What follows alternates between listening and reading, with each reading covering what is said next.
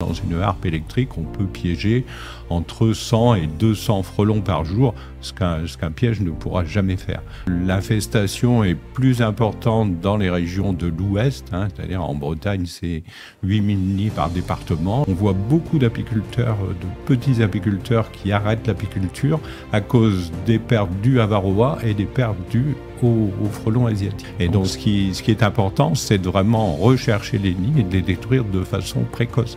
Mais ça, ce n'est qu'un aspect de la lutte. Bonjour et bienvenue sur le podcast de la Fabrique qui pique. Bonjour Étienne. Bonjour. Nouvel épisode avec toi Étienne, sur lequel on va parler là, du frelon asiatique. Mais avant qu'on attaque le sujet du frelon, en fonction de là où tu nous écoutes par rapport au podcast ou sur YouTube, je t'invite à t'abonner, à liker en dessous, et puis pour ceux qui sont sur YouTube aussi à activer la petite cloche et à vous abonner pour être averti des prochains podcasts ou vidéos qui vont sortir, puisqu'on a pas mal de contenu à venir par rapport à ça. Comment vas-tu Étienne ? Ça va très bien, on est en plein démarrage du frelon pour la saison 2025, donc c'est un sujet d'actualité. Exactement, 2025, on verra après ce que nous réservent les années prochaines, mais les années à venir surtout, mais c'est sûr que plus ça va et plus ça avance, ça se développe, voilà, de nouvelles choses qui arrivent sur le marché, on va parler un petit peu de tout ça. En tout cas, est-ce que on peut refaire, avant d'attaquer et de rentrer dans le vif du sujet, je pense que tout le monde a déjà entendu forcément parler du frelon, on a tous le problème devant les ruches, mais des fois certains n'auraient peut-être pas, j'ai envie de dire, les prémices de son arrivée, ou des fois on entend différentes choses. Voilà.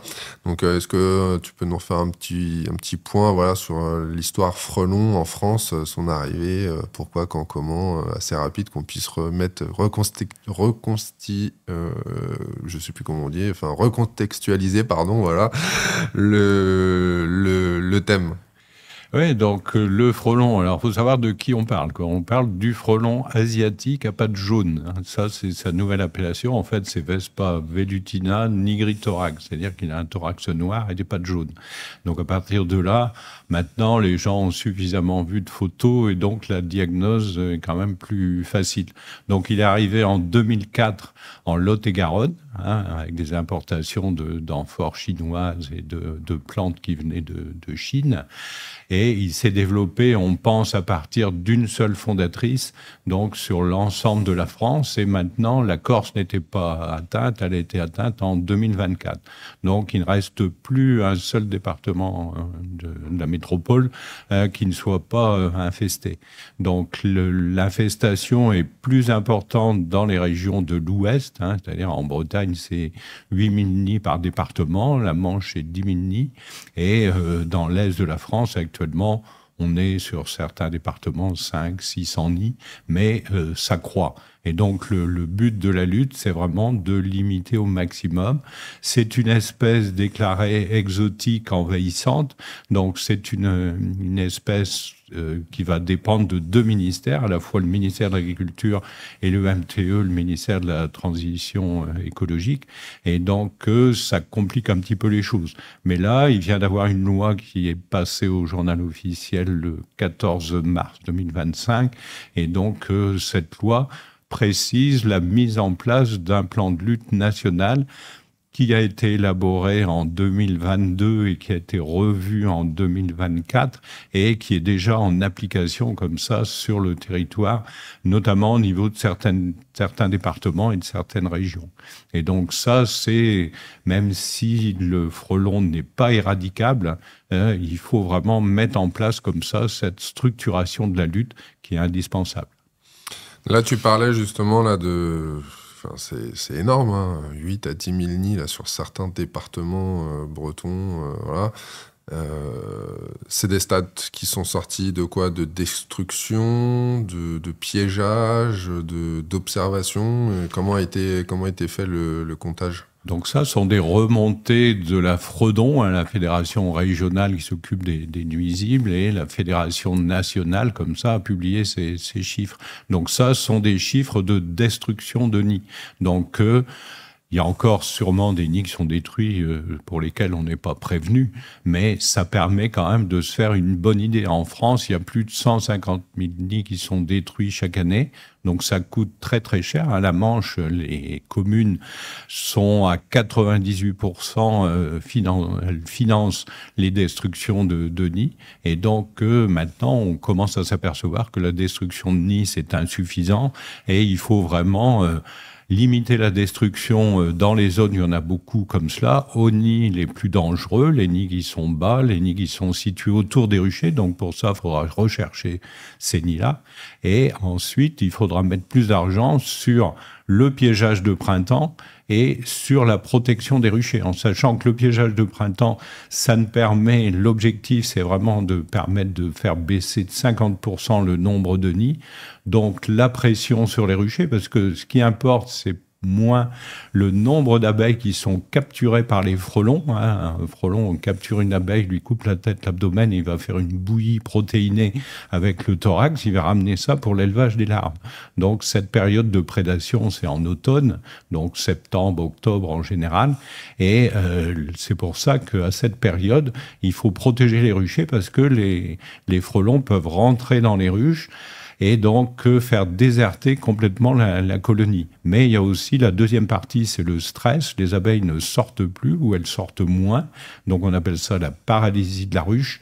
Et donc avec cela, on a des mortalités qui peuvent atteindre 30-50% de colonies. Donc c'est vraiment un problème majeur maintenant. On voit beaucoup d'apiculteurs, de petits apiculteurs qui arrêtent l'apiculture à cause des pertes dues à varroa et des pertes dues aux frelons asiatiques. Donc c'est vraiment un problème national et on est content d'avoir eu ce projet de loi qui est passé à l'Assemblée nationale dernièrement. Maintenant, on attend les décrets d'application parce que bon, c'est un projet et il faut voir dans les décrets ce qui sera mis parce que la lutte est complexe. Waouh, en 1 minute 40, là, tu as donné une quantité d'infos énorme. On va essayer de remettre un petit peu tout ça. Là, tu parlais du projet de loi. Qu'est-ce qui en ressort donc, de ce projet de loi, vraiment les points clés de ce projet par rapport aux frelons? Alors, il reprend en grande partie ce qui existe dans le plan national de lutte qui a été élaboré par les deux organismes à vocation sanitaire, Fredon France et GDS France. Et donc, on a travaillé, moi je suis au groupe de travail qui a permis de suivre les travaux de recherche, de communiquer avec les chercheurs, les apiculteurs sur le terrain, les désinsectiseurs et tous les gens qui interviennent. Et donc maintenant, dans ce projet de loi, c'est l'application qui est déjà mise en place dans un certain nombre de régions. Là, dans le projet de loi, il est insisté sur le rôle des préfets dans les départements. Et donc, au niveau de chaque département, il faudra qu'il y ait un référent départemental qui prenne en charge la formation d'un comité de pilotage, donc avec les organismes administratifs, le préfet, les différentes structures apicoles, les fredons, ceux qui s'occupent des nuisibles, et les fredons forment notamment les désinsectiseurs. Ces désinsectiseurs vont signer des chartes et donc les communes auront ensuite des listes de désinsectiseurs qu'ils pourront appeler avec des personnes compétentes et des personnes qui nous feront remonter les informations pour savoir un peu la situation dans chaque département. Ok, parce que là tu parlais que c'était une remontée d'analyse par rapport aux nids détruits et que bon, il y avait des nids détruits où on n'avait pas l'info, mais c'est surtout qu'il y a encore beaucoup de nids qui sont même pas trouvés, j'ai envie de dire. Il y a encore beaucoup de nids que l'on voit à un moment donné parce que c'est l'automne, on se balade et tiens, là on lève la tête parce que bon. En fonction des régions, il y a beaucoup de gens qui regardent leurs pieds quand ils marchent, mais c'est vrai que quand on commence à lever un petit peu la tête et à regarder ce qu'il y a au bout des branches, des fois, on tombe sur ce genre de nid. Donc, même en termes de stats et de chiffres qui est donné de 8 à 10 000, on n'est encore pas tout à fait sur la réalité du terrain, puisqu'il y a encore une marge de manœuvre sur ce qui n'est pas trouvé ou détruit de façon un peu autonome, en fait. Alors, les chercheurs nous disent qu'on détruit 50 à 60% des nids quand on est vigilant. Et donc, c'est pour ça que c'est un discours qui est un petit peu difficile actuellement à faire passer, c'est que ça ne sert à rien de détruire tous les nids.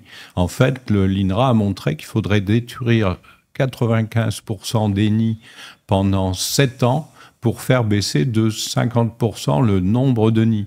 Donc la destruction des nids a atteint ses limites quand il y en a vraiment autant. Et donc là, il faut cibler les nids situés près des ruchers. Et donc quand on arrive à trouver ces nids et à les détruire, on a tout de suite une diminution de l'impact sur les nids. Après, il y a des nids qui sont dans les haies, des nids qui sont au sol, des nids qui sont vraiment dangereux pour les populations. Et donc, il faut aussi les détruire. Mais un nid qui va être à 35 mètres de haut au 1er novembre, ça ne sert à rien de le détruire puisqu'il est là depuis plusieurs mois, il n'a gêné personne. Et donc, on n'arrivera pas à détruire suffisamment d'individus fondatrices, parce qu'en général, souvent, on les détruit après la chute des feuilles. Donc, il y a déjà les fondatrices, c'est-à-dire les femelles fécondées, sont parties. Et donc, elles vont aller passer l'hiver dans des abris de jardin, dans des greniers, dans le sol, etc.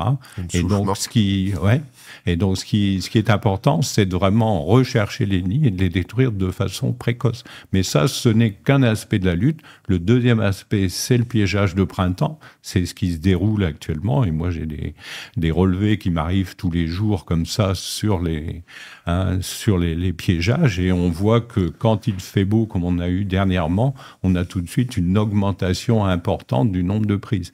Donc il faut piéger pendant environ 6 semaines à 2 mois et il faut essayer de piéger un maximum de fondatrices pour réduire ensuite le nombre de nids qui vont s'implanter. Et ça a été prouvé. Il y a des groupes d'apiculteurs qui ont travaillé sur des communautés de communes notamment, et on s'aperçoit que sur le long terme, en faisant ça sur plusieurs années, là, on a vraiment une diminution intéressante du nombre de nids à détruire. En général, il faut viser 50% de nids en moins. Par rapport au piégeage de printemps. Voilà, avec le piégeage de printemps, mais le piégeage de printemps, en fait, n'était pas autorisé par les associations de protection de l'environnement pendant très longtemps. Maintenant, on commence à avoir des pièges un peu plus sélectifs et même le muséum recommande de piéger au printemps près des ruchers pour limiter ceci.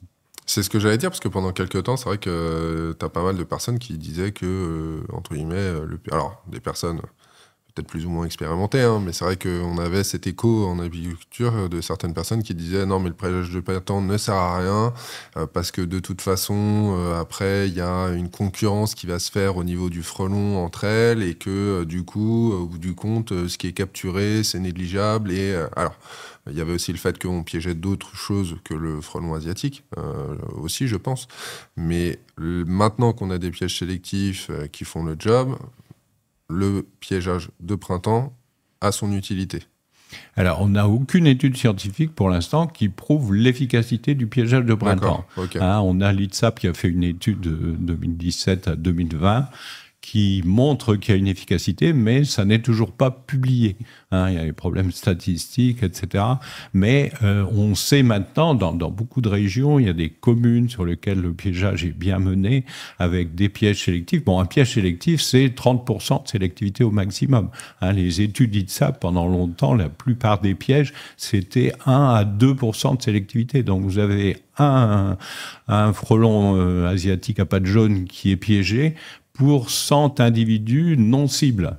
Et donc, comme on est au printemps, une période où les insectes ne se sont pas reproduits, il faut absolument éviter de piéger ces espèces non cibles.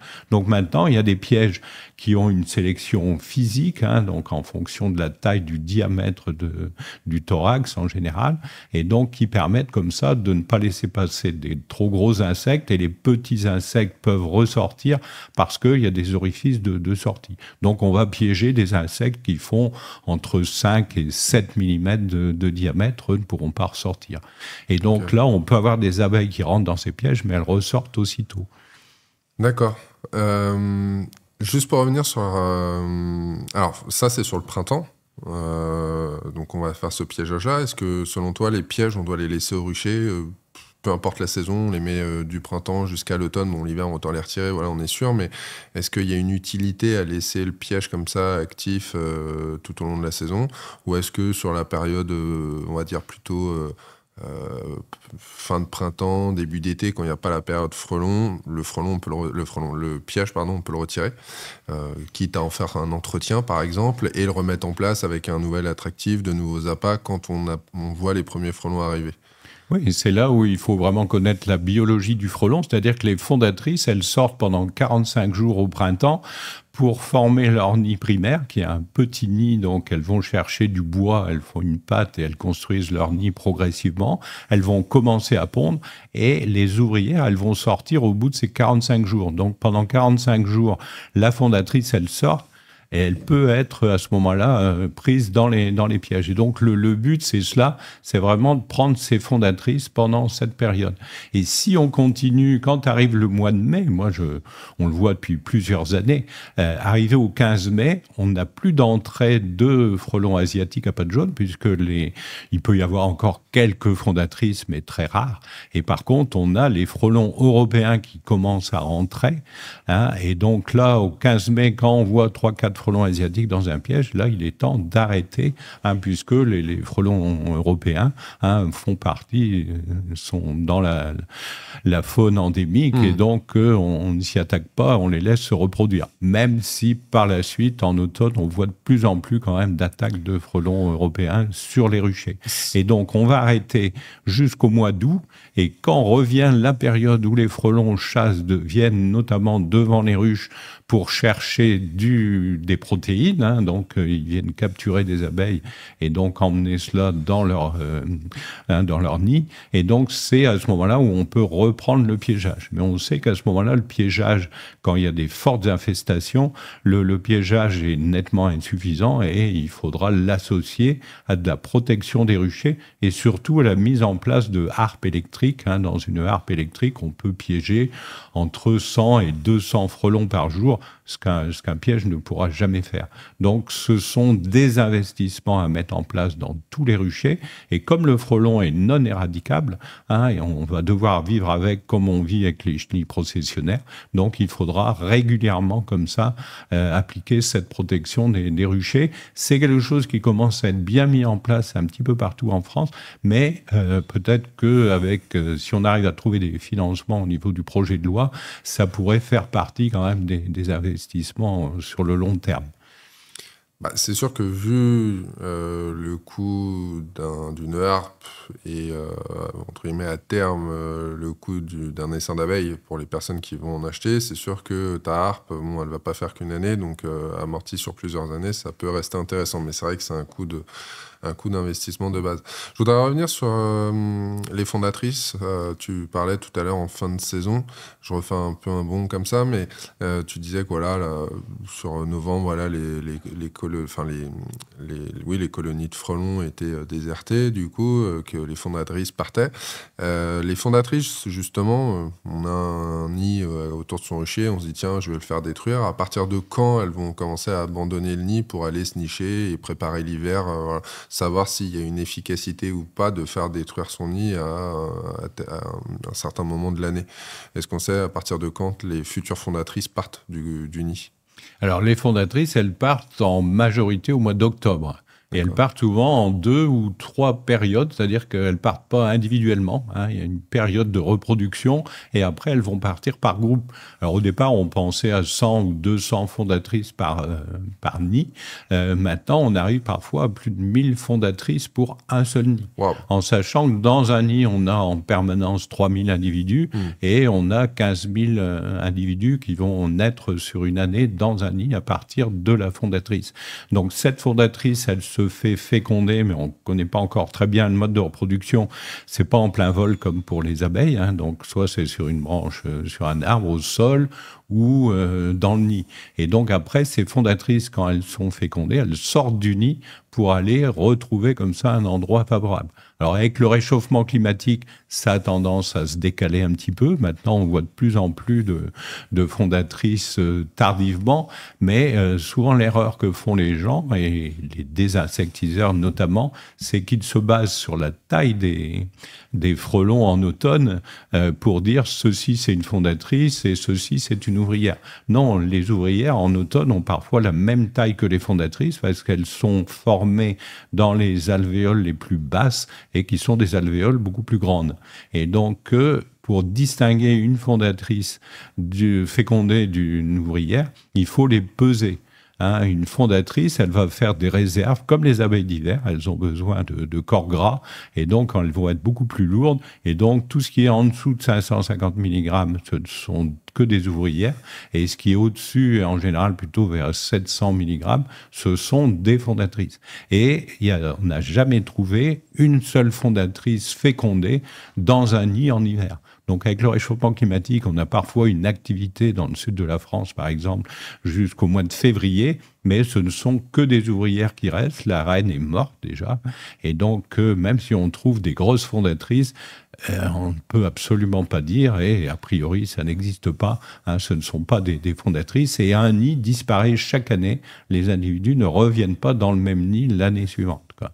Il y a toujours une reconstruction d'un nouveau nid, en sachant que le nid primaire, il est formé par la fondatrice depuis le mois de mars-avril jusqu'au mois de juin. Et ensuite, il y aura des nids secondaires, c'est-à-dire que les ouvrières vont aller construire un autre nid, en général en hauteur.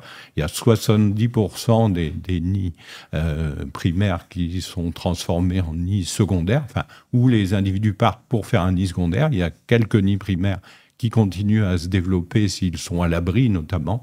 Et donc, à partir de là, on aura ces nids secondaires qui sont situés en haut des arbres. Et le gros souci, c'est que la plupart du temps, ils sont détruits après la chute des feuilles, donc au mois de novembre, à une époque où 60-70% des fondatrices sont détruits. Donc moi, quand on me demande s'il faut détruire un nid au 1er novembre, un nid qui est à 25 mètres de haut dans un arbre, qui n'a dérangé personne jusque-là, ça ne sert à rien de le détruire, sauf s'il est situé près d'une école, s'il y a des risques particuliers pour les populations. Donc, à ce moment-là, ce nid-là, on le laisse en place, et ce n'est pas ce nid-là qui générera les générations suivantes de fondatrices, puisqu'elles sont déjà parties. Tu disais, il y avait à peu près 1000 fondatrices qui partaient comme ça, on va dire, sur la partie hivernale pour la saison prochaine. On a des stats un petit peu sur le nombre de fondatrices, sur ces 1000 fondatrices qui partent, combien réellement, potentiellement, vont sortir de l'hiver et où, en termes de développement, ça donnera jusqu'à un nid secondaire et qui posera réellement problème pour l'apiculteur pour la saison. Alors, les publications du Muséum d'histoire naturelle, là, c'est Quentin Rome, le spécialiste, montrent qu'on a 90 à 95% des fondatrices qui meurent en hiver. Soit elles sont dans le sol, elles ont été noyées, soit elles sont mal protégées contre le froid, etc. Donc, il y a une quantité importante qui meurt en hiver. Après, il y a le phénomène de compétition au printemps entre les fondatrices. Une fondatrice commence à créer son nid primaire et quand elle sort pour aller chercher soit du bois pour créer son nid ou soit de la nourriture, du nectar, donc à ce moment-là, on peut avoir une autre fondatrice parce qu'elles sont paresseuses, donc elles essaient de travailler à l'économie et donc elles vont rentrer dans le petit nid, qui est gros comme une balle de tennis, se mettre au fond et la première, quand elle revient, elle ne peut plus rentrer dans son nid. Et si elle insiste qu'elle essaie de rentrer, elle se fait tuer en général. Okay. Donc il y a eu des fondatrices qui ont été marquées avec des couleurs différentes. On a vu jusqu'à 7-8 fondatrices mortes pour un seul nid. Donc il y a encore des gens qui prétendent que la compétition n'existe pas. Si, elle existe.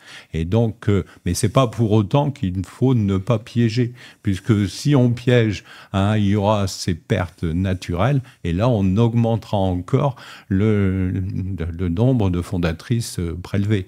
Et donc après, les fondatrices, il y en a quand même un nombre important qui subissent des accidents, etc. Et donc prendre des fondatrices très tôt au mois de février, ça ne sert à rien. Les premières fondatrices, en général, elles vont mourir. Et c'est les fondatrices d'avril et mai qui sont vraiment celles qui créent le plus de nids par la suite. Donc il faut vraiment essayer, comme on a dit, il faut essayer de piéger pendant 2 mois au printemps. Donc il faut limiter cette période, ne pas démarrer trop vite. On l'a encore vu cette année. Moi, mes pièges ont commencé à fonctionner début avril quand il a fait 16-18 degrés pendant plusieurs jours. Et avec des nuits encore froides, on le revoit ces jours-ci, il y a moins de fondatrices qui émergent. Et il y a encore des fondatrices dans le sol, etc., qui vont continuer à sortir jusqu'au 15 mai. Donc cette période est importante et donc avec les pièges qu'on a maintenant, on attrape des fondatrices qui, quand elles sont prises dans les pièges comme ça, elles peuvent rester vivantes pendant 2 ou 3 jours et quand elles sont vivantes, elles sécrètent des phéromones d'alarme et ces phéromones d'alarme attirent les autres et donc vous entretenez votre piège et c'est plus les individus eux-mêmes qui attirent les autres frelons que l'appât. Hein, on met des appâts à base de sucre. Hein. L'appât classique, c'est un mélange, un tiers sirop de fruits rouges, un tiers de bière, un tiers de vin. On peut mettre du jus de pomme. Enfin, il y a beaucoup d'appâts qui fonctionnent très bien. Mais ces appâts, il faut les renouveler tous les 10-15 jours. Mais l'appât, c'est une chose. Mais quand on a les pièges NAS qui sont bien conçus actuellement avec des individus qui restent vivants, c'est vraiment une aide très précieuse. Et l'INSAP, l'Institut technique, l'a bien montré. Hein, plus vous videz votre piège souvent, moins vous avez de rentrée d'insectes dedans, de fondatrices. Donc, laissons les frelons vivants ou morts. Moi, personnellement, je recommande de ne pas vider son piège quand on a un grand piège, hein, de ne pas le vider pendant 6 semaines à 2 mois, et après, on pourra faire des comptages à la fin, et on peut, comme ils sont transparents, on arrive déjà à faire les comptages progressivement. Et on voit vraiment cette dynamique de capture avec un pic qui est situé vers le 15-20 avril, hein, comme l'ont montré les différentes études. Donc, les pièges qui peuvent être faits, qu'on voit beaucoup sur Internet, un petit peu maison, de bouteilles retournées, de choses comme ça, à éviter, tu penses ou... Alors déjà, à éviter, un, sur le fait peut-être que ça soit pas sélectif, mais deux, parce que la plupart du temps, le frelon qui est dedans, il finit en noyade, hein, vu que tu as le liquide qui est dans le fond. Est-ce que ça, c'est quelque chose, pour les apiculteurs qui vont nous écouter ou qui nous regardent, que tu déconseilles de faire ? Alors moi, je suis satisfait parce que je vois que depuis 3 à 4 ans, il y a une grosse évolution. C'est-à-dire que les gens, comme il y a eu des études scientifiques qui ont été faites qui montrent que certains pièges sont plus efficaces que d'autres, donc on arrive maintenant, moi je me suis longtemps battu comme ça, contre des gens qui faisaient de belles études, mais toujours avec des pièges bouteilles ou des pièges cloches ou d'autres pièges non sélectifs qui étaient largement distribués. Et donc maintenant, on arrive, dans le plan national, on a mis 3 types de pièges NAS qui ont été préconisés parce que ce sont ceux qui sortent en premier sur les études de l'Institut technique. Mais tous les jours, il y a une évolution et donc on suit fortement les nouveaux pièges pour voir un petit peu ce qui est efficace, mais surtout ce qui protège la biodiversité. Parce que longtemps, on nous a dit, mais le frelon, il prélève 100 000 proies pour un nid, par exemple, ça fait 11 kilos d'insectes. Et en fait, il prélève des proies, mais qui se sont reproduites quand c'est arrivé en fin d'été. Et donc, au printemps, le frelon asiatique, lui, on essaye de le capturer, mais capturer au minimum d'autres insectes parce que les autres insectes ne sont pas encore reproduits et donc il faut préserver la biodiversité. On s'est aperçu, par exemple, qu'il y avait des micro-hyménoptères parasitoïdes du puceron, donc des aides très précieuses pour les arboriculteurs qu'on piégeait dans de nombreux pièges. Et donc, les gens ne savaient pas ce que c'était que ces micro-hyménoptères. Les moucherons, c'est pareil. Les gens, quand on fait des études comme ça par des apiculteurs, personne ne compte ces moucherons. Or, on a des quantités impressionnantes d'insectes et la biodiversité, c'est un ensemble. Tous les insectes ont leur raison et donc c'est une compétition entre tout le monde. Et donc, n'allons pas comme ça éliminer des quantités d'espèces qui nous sont utiles. Les mouches, on ne doit pas les prendre. Donc, dans ces pièges qui noyaient les insectes, maintenant déjà, on met des protections contre les noyades, mais malgré tout, la température est souvent élevée dans ces pièges, etc. Donc, même s'il y a des pièges de type bocaux, par exemple, où les insectes ressortent par une seule face du bocal, le couvercle. Et donc, dans ces pièges, les frelons vont soit devenir stériles, ou soit, même s'ils ressortent, ils vont mourir rapidement, ils sont stressés. Et donc, il faut éviter ce type de piège. Donc, il faut vraiment essayer de suivre les pièges les plus sélectifs. Et ça, c'est vraiment la grosse différence, c'est qui a permis aux scientifiques d'adhérer à notre demande de pouvoir faire du piégeage de printemps, puisque la destruction des nids a ses limites. Je pense que la communauté va se demander, puisqu'on parle de différents types de pièges sélectifs, voilà, est-ce que, je pense qu'on pourra les citer, on va en mettre plusieurs, mais Pour toi, ce qui ressort en termes de piégeage actuellement, il y a quoi comme type de piège, même si on peut citer les marques, réellement efficaces actuellement sur le marché? Alors, les pièges les plus efficaces sont les plus chers, malheureusement. Mais là, il faut vraiment comprendre que on dépense 40 € pour un piège, mais on aura une efficacité qui sera 5 fois supérieure à d'autres pièges plus petits qu'il faudra mettre en nombre plus important. Donc, en termes de coût, c'est un faux calcul de calculer à l'unité, parce qu'on va mettre, au lieu de mettre 10 pièges au kilomètre carré, on va en mettre que 1 ou 2, et on aura la même efficacité, et surtout, on n'aura pas d'espèces non cibles dans les pièges, ou très peu. Donc, c'est vraiment, il faut faire attention à ça. Alors, les pièges qui sont recommandés dans le plan, le plan, il peut être vu sur les sites des groupements de défense sanitaire, et donc, il y a 3 pièges qui sont recommandés actuellement. Le piège bivital, le piège japonais, qui est un piège à étage, qui lui est plus cher, il est à 80 €, mais qui est particulièrement efficace, et le piège NAS de type grille jaune Néopi. Donc c'est une grille pareil avec un code d'entrée bien adapté et des sorties intéressantes. Donc on a peu d'individus qui restent dedans. Donc ces pièges sont aussi en évolution constante. Ce sont les pièges qui ont eu les meilleures performances comme ça au niveau de l'attractivité et de la sélectivité. Il existe d'autres pièges. Il y avait un piège qui a été largement diffusé, mais par contre, les entrées étaient trop petites. Et donc, plus les entrées sont petites, quand on veut éviter que le Vespa crabreau, le frelon européen, rentre, ces pièges à entrée trop petites ont 2 à 3 fois moins de fondatrices dedans. Et nous, ce qu'on veut au printemps, c'est essayer de capturer le maximum de fondatrices. Donc, il faut avoir des orifices d'entrée de dimensions supérieures, entre 8,4 et 9 mm pour les entrées, qui vont permettre au mois de mai d'avoir quelques fondatrices de frelons européens qui rentrent, mais ces fondatrices, elles vont, dès qu'on les capture, on arrête, et donc on aura très peu de fondatrices de crabreaux par rapport aux fondatrices de Vespa velutina, le frelon à pattes jaunes. D'accord, ok.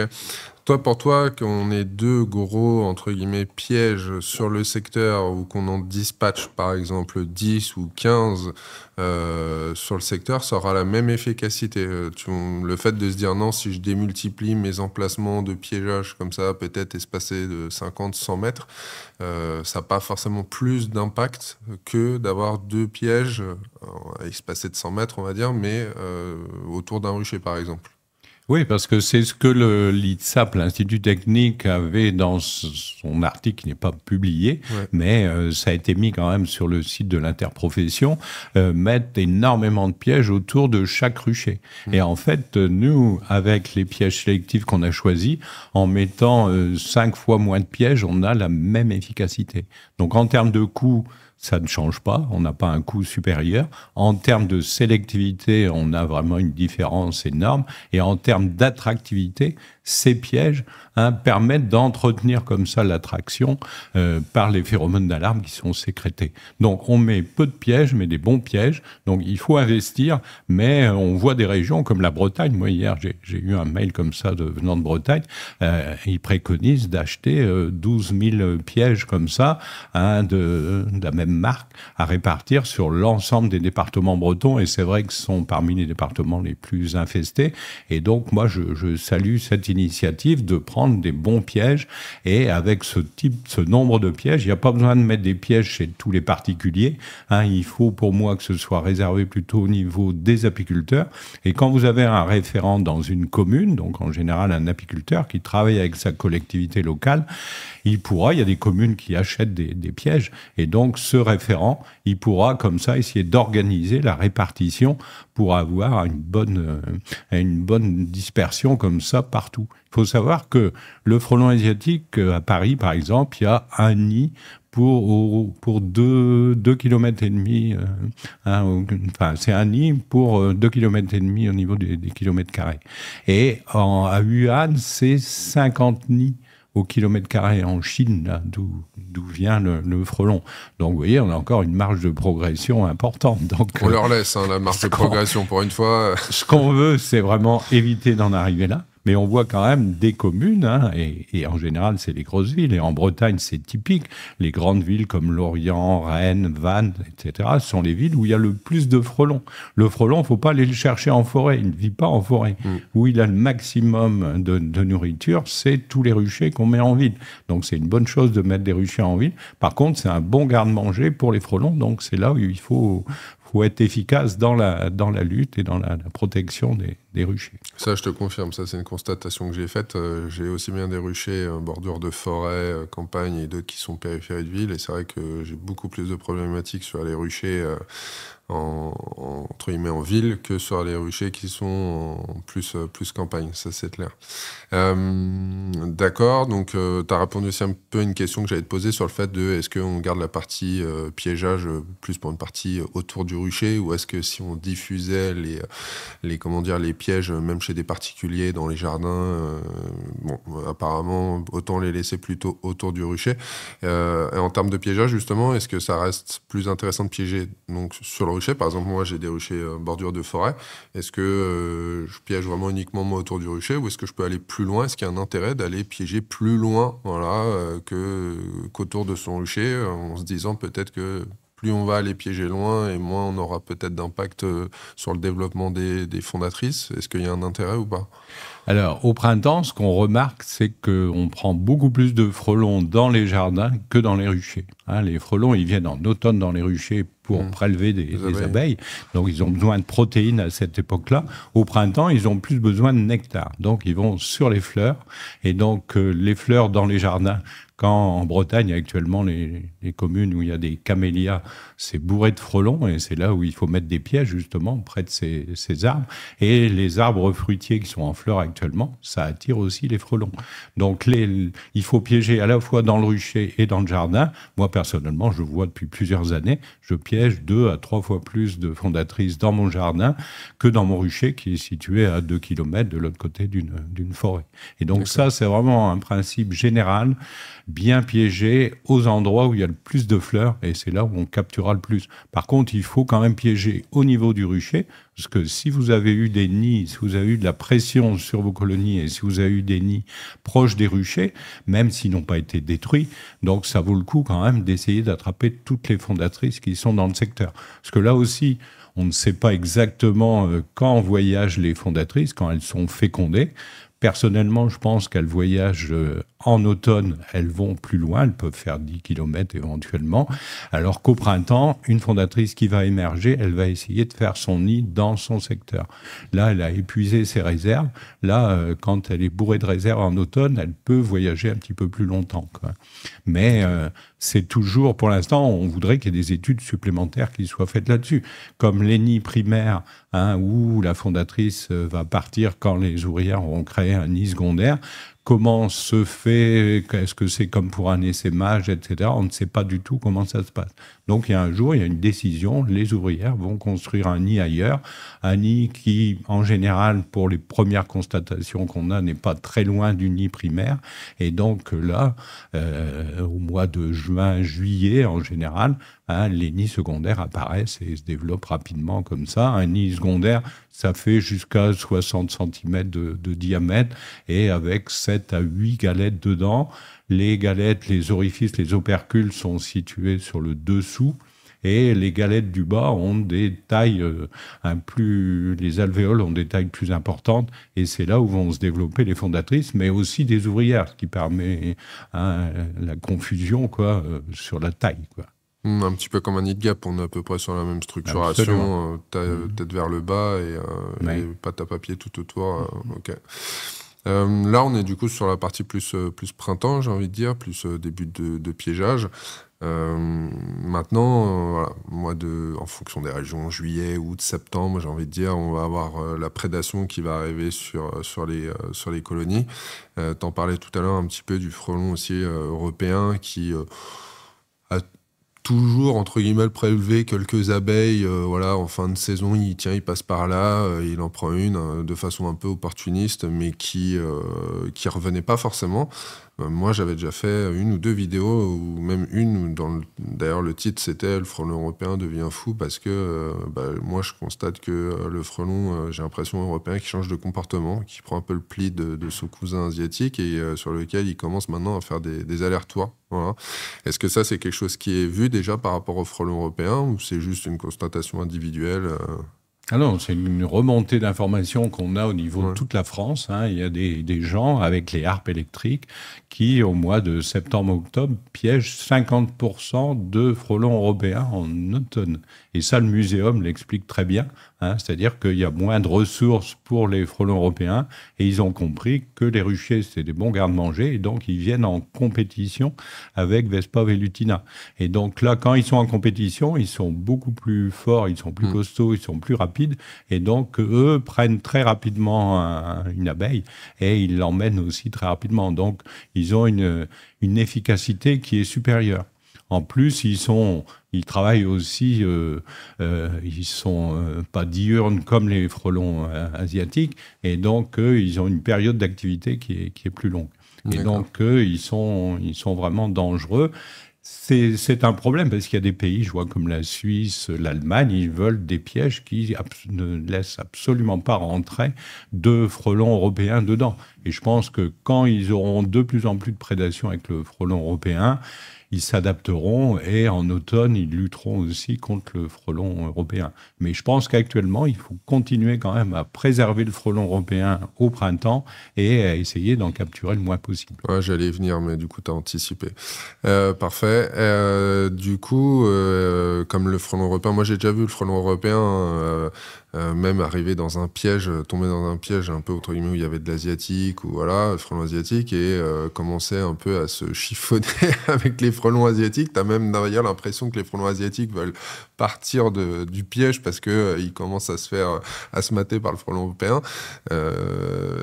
Est-ce que si on a du coup du frelon asiatique et du frelon européen sur le rocher, est-ce qu'on laisse un peu cette bataille se faire et en pensant que ça peut avoir un intérêt d'avoir de l'européen autour de son rucher parce que forcément il va faire fuir un peu le frelon asiatique, tout ça, ou est-ce que non, pas du tout, autant placer les harpes, les pièges en automne et capturer ce qu'il y a à capturer, ou si le frelon tombe sur la harpe, tant pis pour lui.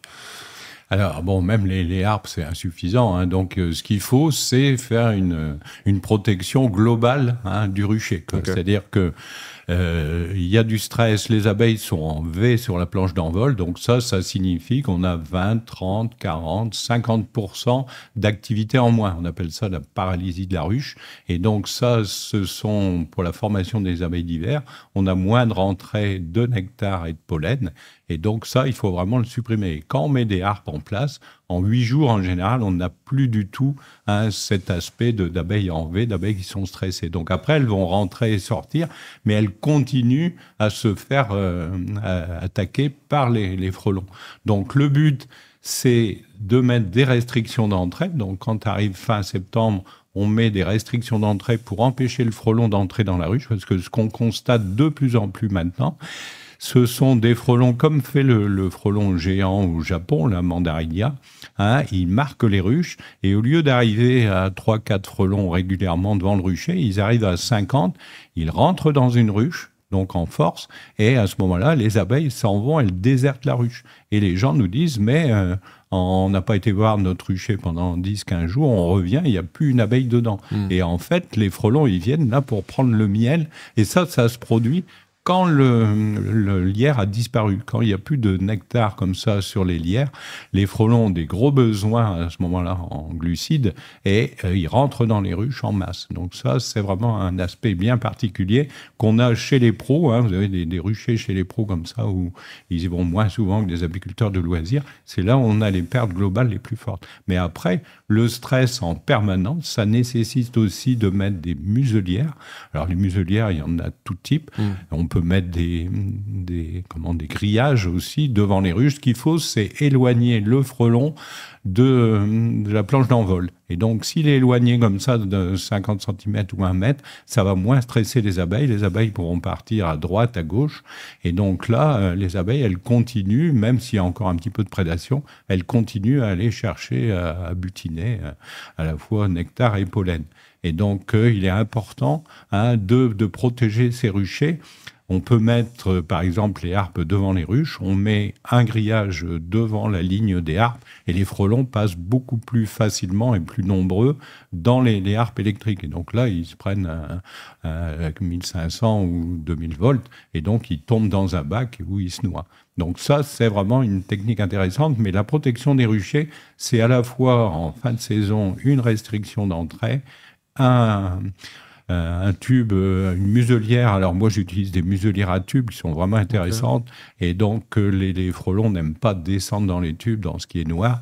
Et donc ça protège bien. Mais il existe d'autres types de muselières qui sont aussi très, très efficaces. Les tubes gouttières, c'est ça Voilà, des tubes gouttières où dedans, même, on met une petite grille pour limiter l'entrée des frelons. Il y a des frelons européens qui arrivent à descendre quand même dans les tubes. Ils sont toujours plus téméraires. Et donc, il faut... Et quand on met l'ensemble de ces protections, là, il y a une organisation dans le 95, là, à vélo, qui ont beaucoup travaillé là-dessus et qui ont montré que les gens qui mettaient bien en place ces types de protections, c'était 0 perte de ruche. Alors que les pertes de ruche, ça peut être très conséquent. Et donc, il faut maintenant investir. On cherche pour les professionnels comme ça des moyens de mettre sur de nombreux ruchers, comment les financer, etc. Donc, c'est un souci, mais c'est quelque chose qui se généralise et je pense que c'est indispensable puisqu'à l'avenir, on va vivre avec le frelon tous les ans, même s'il y a des variations annuelles. L'année dernière, il y avait peu de frelons, enfin, il y avait moins de frelons. Et cette année, bien qu'il y en ait peu l'année dernière, en Île-de-France, on a beaucoup de frelons. Hier, j'avais quelqu'un du sud de la France qui était très infesté de frelons l'année dernière et qui, ce printemps, ne piège pas de fondatrice. Donc, tout ça, c'est très variable et il faut faire très attention. Il ne faut pas faire de conclusion active. Ce n'est pas parce que 2024, on n'a pas eu beaucoup de frelons qu'on n'aura pas forcément une année, si le climat est plus favorable, une année plus favorable comme ça pour le développement et l'implantation des nids. Okay. Est-ce qu'il diminue de taille Je te pose cette question parce que moi, j'ai fait déjà plusieurs vidéos sur la chaîne YouTube et il y a des portes qui sont spéciales anti-frelons. Que ce soit plastique ou métal, peu importe. Et je constate qu'à l'intérieur des ruches, j'arrive à avoir des frelons asiatiques qui arrivent à passer sous les portes. Donc, est-ce qu'ils diminuent de taille ou est-ce que c'est nous qui avons un problème sur la fabrication des portes, sur la protection ? La taille du frelon est très variable. Que ça soit même dans les fondatrices, il y a des fondatrices plus petites que d'autres. Et sur les autres, c'est pareil, la taille... varie presque du simple au double. Alors au printemps, les ouvrières, les premières, sont petites, donc elles peuvent pénétrer dans les ruches, mais elles ne cherchent pas du tout. Au printemps, les ouvrières, elles vont chercher, elles vont butiner comme ça, et on les voit sur les ruchers vraiment à partir du mois d'août, pas avant. Okay. Et après, il y a un phénomène quand même qui nous interroge beaucoup, on travaille avec les scientifiques là-dessus, c'est qu'il y a des désinsectiseurs qui nous signalent de plus en plus de petits nids au mois d'août et au mois de septembre, comme si on avait des nids secondaires qui apparaissaient à cette période. Or, quand on connaît la biologie du frelon, on a les 15 premiers jours de juillet, on a beaucoup de mâles dans les nids, et fin juillet, on n'a plus un seul mâle. Donc, pourquoi il y a des mâles début juillet ? Est-ce qu'on aurait éventuellement, c'est une interrogation, des fécondations de fondatrices comme ça en cours d'année et avec ce développement des petits nids. Mais c'est quelque chose que les désinsectiseurs nous signalent de plus en plus et donc on cherche justement ces petits nids pour les envoyer aux spécialistes pour savoir si ce sont des fondatrices de l'année ou des fondatrices de l'année précédente. Et donc ça peut expliquer un petit peu ta remarque sur la diminution de taille. Non, on a une variation très grande et sur ces petits nids, c'est vrai qu'on a des individus plus petits comme sur des nids primaires. Tout à l'heure, tu disais que le frelon recherchait, quand il n'y avait plus de nectar sur la partie fin de saison, après le lierre, à rentrer, pas forcément pour l'abeille, mais plus pour le miel, le nectar, tout ça. Est-ce que c'est potentiellement une idée de lutte, de se dire, OK, j'ai une hausse avec du miel, de la cire, est-ce que je sacrifie, entre guillemets, cette hausse, avec peut-être un système de réduction d'entrée, un système de nasse sur le dessus. Enfin bon, voilà, quelque chose à travailler peut-être, mais est-ce que c'est une idée peut-être de se dire, ok, je sacrifie ces cadres-là et je sacrifie une hausse ou un vieux corps de ruche avec des vieux cadres à l'intérieur pour faire rentrer un maximum de frelons à l'intérieur, les piéger et les bloquer là-dedans. Est-ce que ça peut être une idée? Alors, le problème, c'est qu'il y a d'autres insectes qui vont rentrer et ressortir. Et nous, on s'est battu au niveau sanitaire avec un vendeur de pièges qui préconisait de mettre des brèches de cire issues de colonies mortes en hiver. Et donc ça, c'est une mauvaise idée, parce qu'on va avoir comme ça des spores de loques. Et donc il y a beaucoup de risques au niveau des maladies de transmission. Donc comme pour le reste, il faut éviter le pillage. Et donc, la plupart des transmissions de maladies se font comme ça, avec du pillage. Et donc, même si on a des grillages fins, etc., on évite de mettre dans les appâts des cires, des brèches de cire ou des cadres comme ça qu'on ne veut plus utiliser. Donc, ça... c'est à éviter. Les appâts classiques fonctionnent très bien.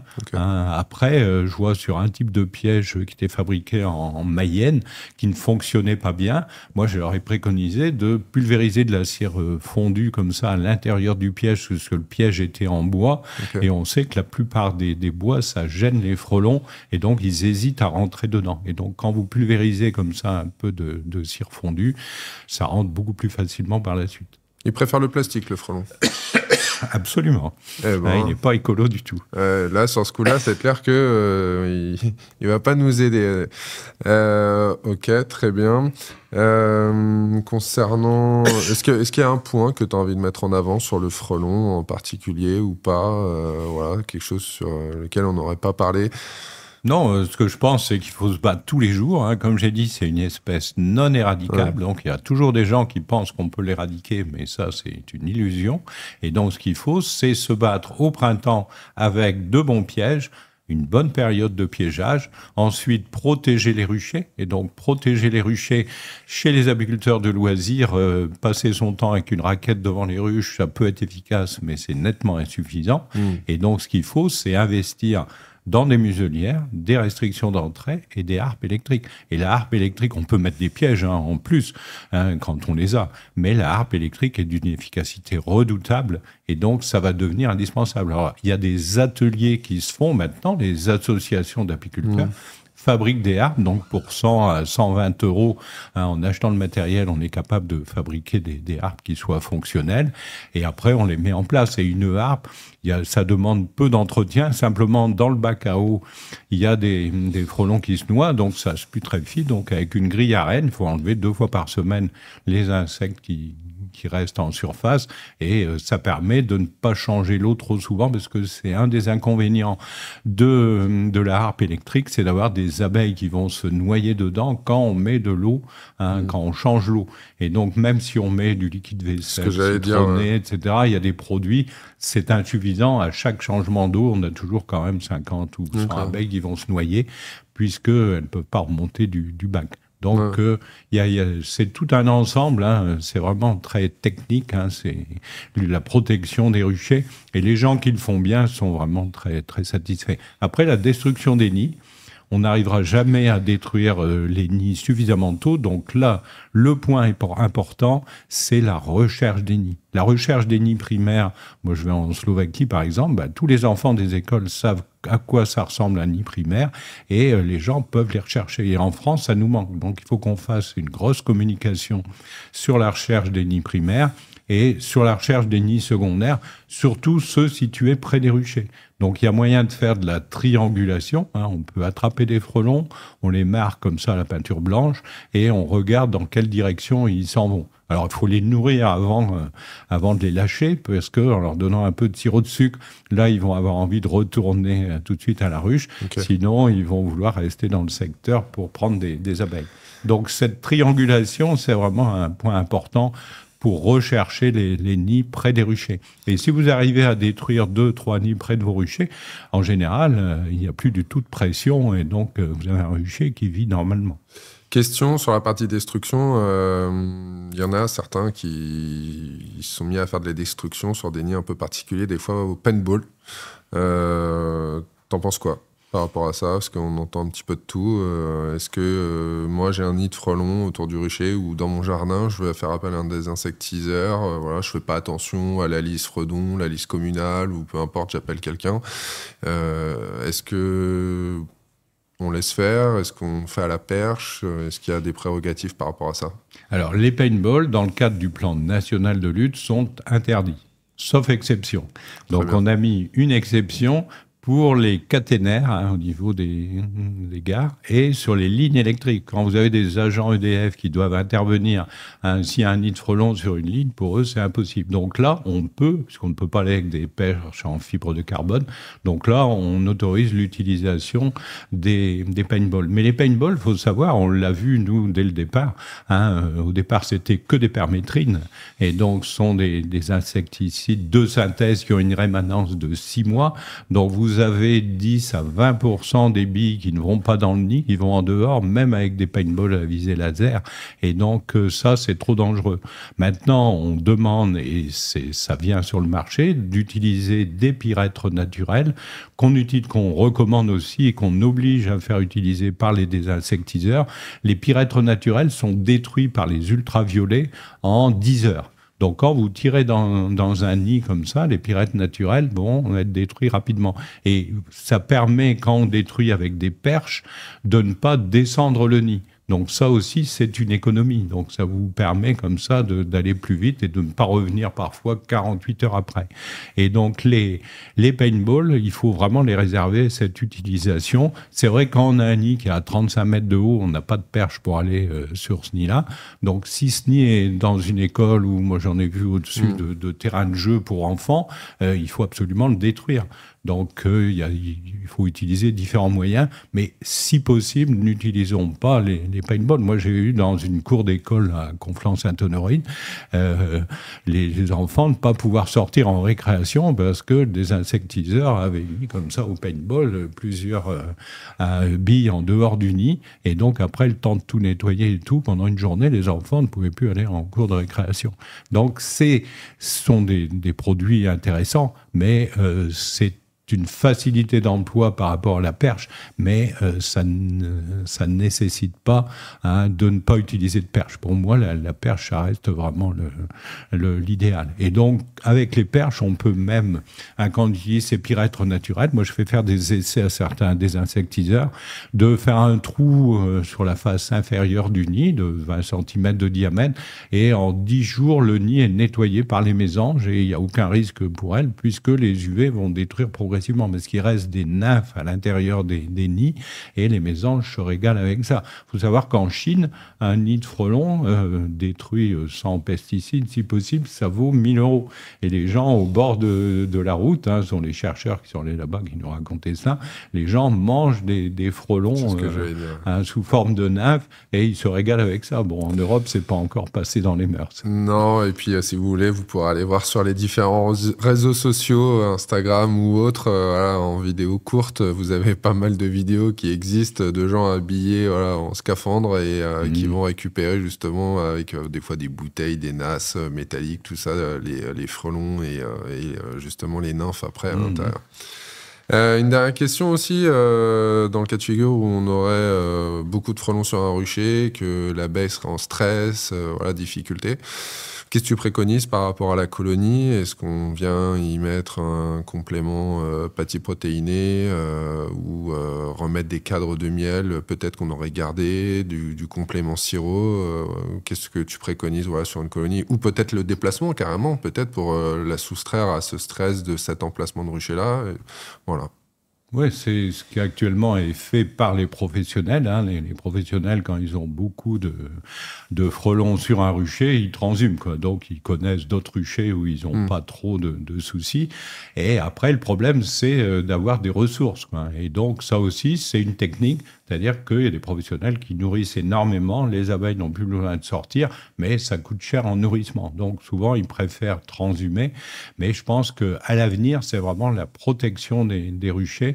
Donc si on arrive comme ça à empêcher le frelon de stresser les abeilles, on pourra laisser sur place le rucher. Ok, donc pas forcément un pâtis à donner, ou ça dépend de l'état à l'intérieur des stocks et tout ça. Là, je vois cet hiver, on a eu quand même beaucoup de pertes chez les professionnels, et les gens qui avaient donné en fin d'année comme ça un candy protéiné et qui en ont redonné au mois de janvier ont eu de très belles colonies ici en sortie d'hiver. Donc là, c'était quand même particulier avec l'année dernière, la pluviosité qu'on a eue, et donc avec de mauvaises qualités de protéines. Donc ça n'est pas systématisé, mais nourrir les abeilles quand il y a beaucoup de frelons, ça peut être très utile, quoi. Okay. Et c'est vrai que les pertes sont quand même très conséquentes pour diverses raisons, mais le frelon, on vient en rajouter une couche. Donc même si l'année dernière, dans beaucoup de régions, on a eu beaucoup moins de frelons, cette année, il faut faire attention, ça peut être une très mauvaise année, parce que le printemps est favorable quand même au développement du frelon. C'est sûr, c'est sûr. Écoute, Étienne, le podcast touche à sa fin. Tu veux un petit mot de la fin, ou est-ce que c'est bon pour toi? Derrière préconisation, recommandation, tu le disais tout à l'heure un petit peu sur la protection, la lutte et tout ça. Est-ce que tu vois autre chose, ou c'est bon? La lutte, c'est un tout, hein. Et donc, il y a des gens qui affirment encore qu'on peut éliminer le frelon en faisant du piégeage de printemps. Non. Il faut essayer de participer, justement. Il va falloir que les apiculteurs rentrent dans les comités départementaux, les comités locaux, pour organiser la lutte avec les fraudons, hein, ceux qui s'occupent des nuisibles. Et donc, si on fait une action collective, là, on aura une efficacité. Et si vous luttez sur votre commune, mais que la commune d'à côté ne fait rien, vous retrouvez l'année suivante ou 2 ans après plein de frelons devant vos ruchers. Donc, il faut vraiment agir collectivement et individuellement. Ok, très bien. Écoute, Étienne, merci pour cet épisode qui fut très très très riche en informations. Si ça t'a plu, n'hésite pas à liker, n'hésite pas aussi à mettre dans les commentaires si tu as des questions potentiellement pour Étienne qui pourrait répondre, ou même si tu as envie que l'on aborde une thématique au niveau du podcast, ou que Étienne revienne sur une autre thématique aussi, n'hésite pas à le mettre en dessous dans les commentaires, comme ça on verra ce que l'on peut faire pour les prochains épisodes. Voilà. Et quant à moi, à nous, je pense, on te dit bientôt sur le prochain podcast. À bientôt. À bientôt. Au revoir.